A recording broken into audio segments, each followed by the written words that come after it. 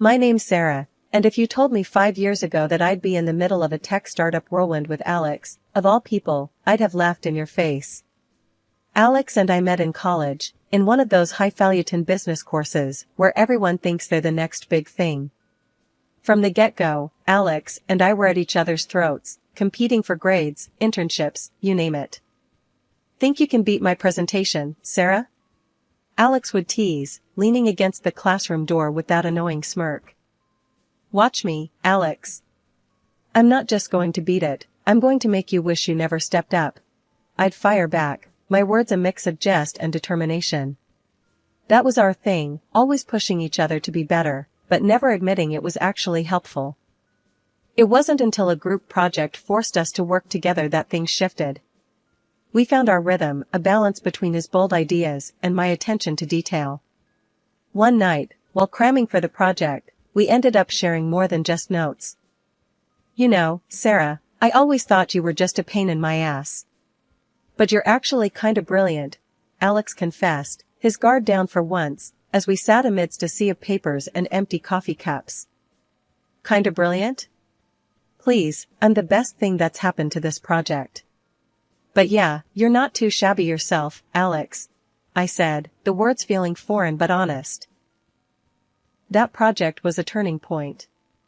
Our bickering turned into brainstorming sessions, and before we knew it, we were more than just competitors or even friends.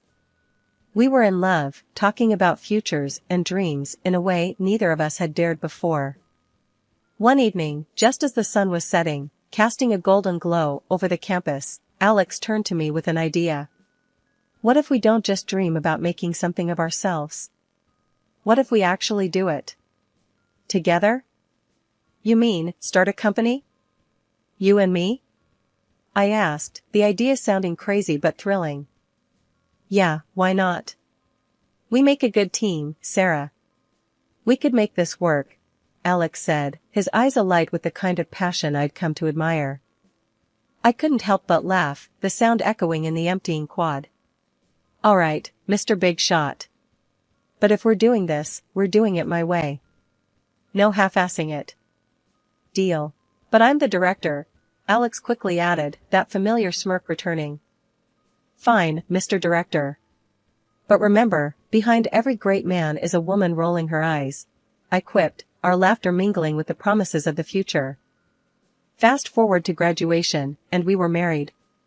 Not just to each other, but to our dream. We poured everything we had into our startup. Alex took the title of director, wearing it like a crown. Part of me found it endearing, his childlike excitement at being able to call himself a director. I knew the title meant the world to him, not for the power it held, but for the status he thought it brought. Our little company started to grow, our dreams slowly turning into reality. It was hard work, longer hours than either of us could have imagined, but we were doing it. Together. Our little startup was like a newborn, demanding all our time and attention. Alex and I were in it elbow deep, trying to juggle a million things at once. It was during this chaotic dance of meetings, coding sessions, and endless coffee runs that Emily walked into our lives. We hired her on the spot. It wasn't just her confidence, it was her energy. She was like a live wire, ready to electrify our startup and push it into the spotlight. And that's exactly what she did. Emily wasn't just good at her job, she was phenomenal. Her campaigns were creative, edgy, and exactly what we needed. But it wasn't just her work that stood out, it was her personality. She was funny, quick-witted, and fit right into the little family we were building at the company. It was easy with Emily. She had this way of making everyone feel at ease, a magnetic personality that drew you in. But there were moments when I caught a glimpse of something else, a sort of loneliness that she masked with her humor. One day, while we were brainstorming in the office, I decided to broach the subject. Emily, how come someone as awesome as you is still single? Not prying, just curious. Emily's smile faltered for a second before she shrugged, her usual brightness dimming. Guess not everyone's as lucky as you, Sarah. Finding a guy like Alex? That's like striking gold. Her words were offhand, but the undercurrent of bitterness was unmistakable. It caught me off guard, stirring an unease I couldn't quite place. Hey, there's plenty of gold out there. Just gotta know where to look. I tried to lighten the mood, but Emily just shook her head, the topic clearly closed for discussion. As the days turned into weeks, and the weeks into months, our little company began to take shape. Emily's campaigns were bringing in clients, and our product was gaining traction. But it wasn't just the business that was growing, our relationships were too. Emily had become an integral part of our lives, blurring the lines between work and friendship. It was a golden time, filled with hard work, harder laughs, and the feeling that we were on the brink of something great. Emily, with her talent and fire, had become more than just an employee. She was a friend, a confidant, and a crucial part of our dream. As our startup began gaining momentum, I noticed a shift in Alex's focus. It wasn't the company that kept him busy, but rather, the pursuit of the perfect business suit or the latest model car. His obsession with appearances had always been a quirk I tolerated, but now it seemed to take precedence over the hard graft our company required. "Alex, don't you think there's more to focus on right now than another suit?" I asked him one morning, finding him browsing through an online luxury store during work hours. "Come on, Sarah. You know how it is. Looking the part is half the battle in business. Life's too short to deny myself the finer things," he retorted without looking up, his attention fixed on the screen. I shook my head, exasperated. "Sure, but maybe the other half of the battle is actually running the business? You know, the one we're trying to build here?" He finally glanced up, offering a half-smile that was meant to disarm. "Relax, Sarah. Everything's under control. A director needs to look sharp. It's good for morale." His nonchalance irked me, but I decided to let it go. There were bigger battles to fight, especially with the unsettling rumors that had begun to circulate around the office. One late evening, I was burning the midnight oil in the office when I decided to take a break and grab some coffee. As I neared the break room, I caught snippets of conversation that made me freeze in my tracks. "Saw Alex and Emily cozying up in the marketing suite yesterday. Didn't look like any work meeting to me," one of our developers muttered, unaware of my presence. "Yeah, there's definitely something going on there. They'd been spending a lot of time together after hours," another chimed in, their tone laced with gossip. I felt a lump form in my throat. My initial instinct was to brush it off as baseless office chatter, but the seed of doubt was planted. With a heavy heart and a mind swirling with questions, I retreated back to my office, the coffee forgotten. The next day, I decided to confront Alex. I needed to hear his side, to clear the air. Finding him in his office, leaning back in his chair with that all-too-familiar smirk, I didn't waste any time. "Alex, we need to talk. There's talk going around about you and Emily." "What's going on?" My tone was more confrontational than I intended, my emotions getting the better of me. Alex's smirk faded, replaced by a look of confusion. "Talk? What talk?" "Sarah, you know me. Why would I do anything to jeopardize what we have here?" His words were meant to be reassuring, but there was a stiffness to his laughter that didn't sit right with me. "I want to believe you, Alex, but the rumors. They're not just going to go away. People are talking. People always talk, Sarah. It doesn't mean we have to listen. Emily's a crucial part of our team, nothing more. You think I'd risk our dream for a fling?" Alex's voice was firm, his eyes meeting mine in a challenge. I wanted to believe him, to brush off the rumors as just that, rumors.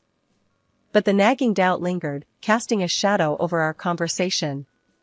"All right, Alex. I just needed to hear it from you. Let's just focus on the work, okay?" "Always," he replied, but the ease that once defined our interaction seemed strained, tainted by suspicion. In the days that followed, I threw myself into my work, trying to ignore the whispers and the sideways glances. Emily, for her part, seemed oblivious to the rumors, her focus solely on her campaigns. But the atmosphere in the office had changed. What was once a place of camaraderie and innovation now felt like a minefield. I found myself observing Alex and Emily more closely, searching for any sign that the rumors might be true. Their interactions, once thoughtless and friendly, now seemed fraught with hidden meanings. The weeks leading up to the big contract signing were a blur of negotiations, revisions, and, frankly, a fair bit of groveling. The director on the other end was the type who'd make a saint swear. Every meeting, every call, it felt like wading through mud. But the payoff? It was going to be huge. This deal was our ticket to the big leagues, a chance to level up our startup in ways we'd only dreamed of. So, I buckled down, ignored the growing pile of laundry at home, and let takeout containers become my primary diet. Look, I know he's a pain, but if we land this, it's game changer, I told Alex during one of our late-night strategy sessions. Yeah, if he doesn't drive us insane first, Alex replied, his eyes glued to his laptop. Emily chimed in with her usual optimism. We've got this. Sarah's been crushing it. He's practically eating out of her hand now. I wasn't so sure about the eating out of her hand part, but we were close, damn close. And when the day finally came to ink the deal, the sense of anticipation in the office was electric. The annoying director, somehow less irksome with a pen in hand ready to sign, was there alongside us, a necessary evil in our path to victory. The moment the contract was signed, the atmosphere shifted from tense anticipation to outright celebration. Champagne bottles popped, and glasses clinked, the sound of success ringing loud in the lobby of our little startup that could. Alex, with that director by his side, stepped forward to address the crowd. I want to take a moment to recognize the incredible effort that went into making today possible. Alex started, his voice carrying over the buzz of conversations. Sarah, in particular, has been instrumental in getting us to this point. There was applause, a few cheers, and I allowed myself a small smile. Maybe all the stress was worth it after all. But then Alex's smile turned into something I couldn't read, a mix of smugness and something colder. Which is why it's even harder to announce that as of today, Sarah will no longer be with us. The room fell silent, the kind of silence that sucks the air right out of you. What are you talking about, Alex? I managed, my voice sounding foreign to my own ears. As the director of this company, I've made the decision to let Sarah go. We're moving in a new direction, and it's a decision I've not made lightly, Alex continued, his eyes avoiding mine. The confusion was palpable, the shock of his words echoing off the walls. My heart hammered against my ribs, a mix of disbelief and rising fury taking hold. You can't be serious. After everything, you're firing me? From my own company? My voice was rising, the outrage clear. The room spun, faces blending into a mosaic of shock and sympathy. This wasn't how it was supposed to go. This deal was meant to be our triumph, not my downfall. Everyone's eyes were on us, shock painted on every face. But Alex wasn't done. With a coldness I'd never seen in him, he added. And, there's more. I'm filing for divorce, Sarah. This has been a long time coming.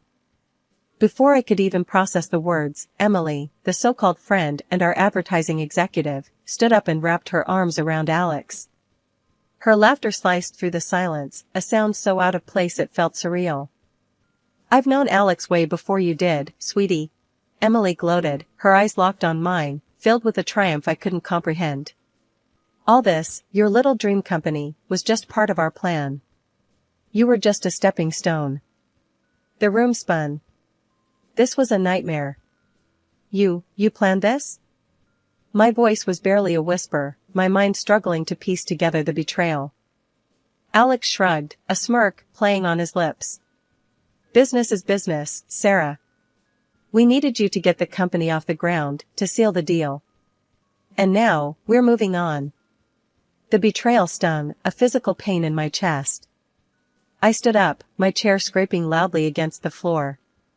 The eyes of our employees, once filled with respect and camaraderie, now showed anger and disbelief. I can't believe you, was all I managed to say before turning to leave, my vision blurred by tears. But then, something unexpected happened. One by one, our team stood up. We're with you, Sarah. Mark, one of our developers, said firmly. We don't want any part of this betrayal. Yeah, count us out, another joined in. We signed up to work with you, not them. Their words, their solidarity, gave me strength. I wasn't alone. As we all walked out together, Alex's voice echoed in the now empty lobby, calling out in a futile attempt to make them stay. In the end, it was just Alex and Emily left standing in the lobby of the company I built.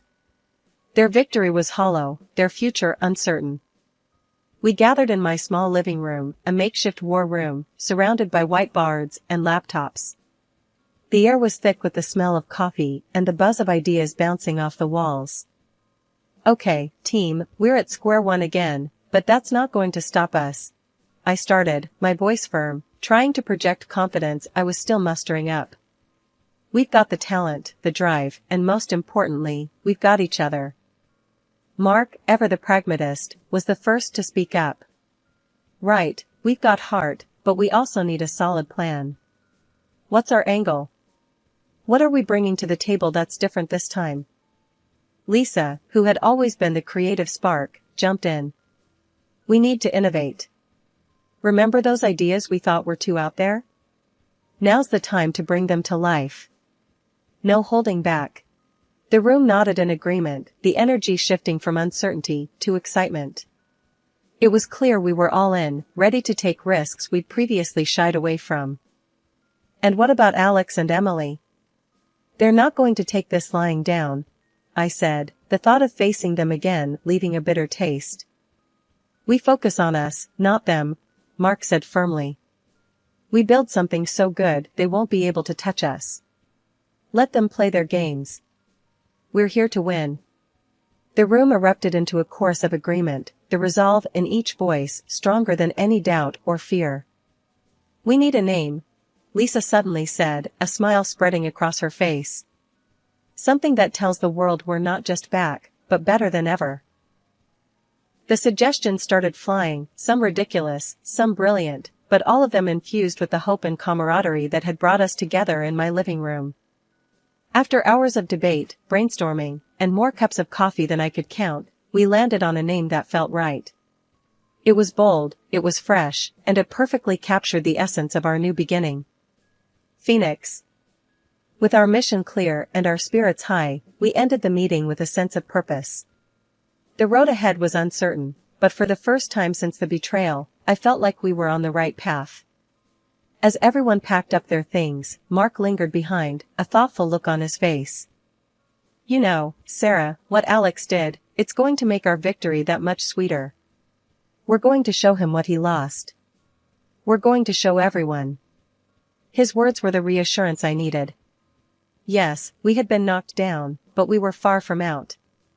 This wasn't just about revenge, it was about proving to ourselves that we could rise from the ashes, stronger and more united than ever. After filing for divorce, I felt a weight lift off my shoulders, the kind you don't realize you're carrying until it's gone. My newfound freedom was intoxicating, a fresh start I hadn't known I desperately needed. Then, out of the blue, Alex called, his voice dripping with urgency and desperation. He wanted to meet, and despite every instinct telling me it was a bad idea, curiosity won over. We agreed to meet at a rundown diner on the outskirts of town, a place so nondescript it felt like a metaphor for our failed marriage. Alex was already there when I arrived, looking like a shadow of the man I once knew, with Emily, the cause of all this drama, clinging to his arm like a designer handbag. Sarah, thank you for coming, Alex began, trying to muster a semblance of dignity. We're in a bit of a bind. Emily, her eyes swollen from what I assumed were tears, chimed in with a sniffle. The deal, Sarah, the big deal we were all so happy about, it's gone. Cancelled. I couldn't help it, laughter bubbled up from within me, echoing off the dingy diner walls. Oh, let me guess, the contract that anyone could cancel within 14 days? That one? I managed between fits of laughter. Their faces were a mix of shock and embarrassment. How did you? Alex stammered, unable to finish. The director, the one you found so annoying? Turns out he has a thing against working with backstabbers, I said, my grin widening. The look of defeat on their faces was almost enough to make me feel sorry for them. Almost. Then, Alex, ever the opportunist, tried to salvage what little he could from the wreckage. "Sarah, where did you get the funds for your new venture?" "Legally, I'm entitled to half," he said, desperation seeping through his feigned confidence.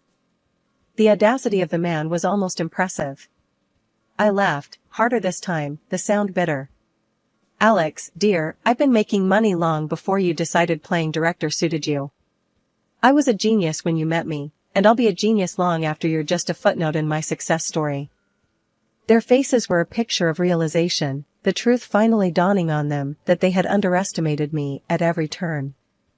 Standing up, ready to leave this chapter of my life behind, I looked them both in the eye. "Good luck, you too.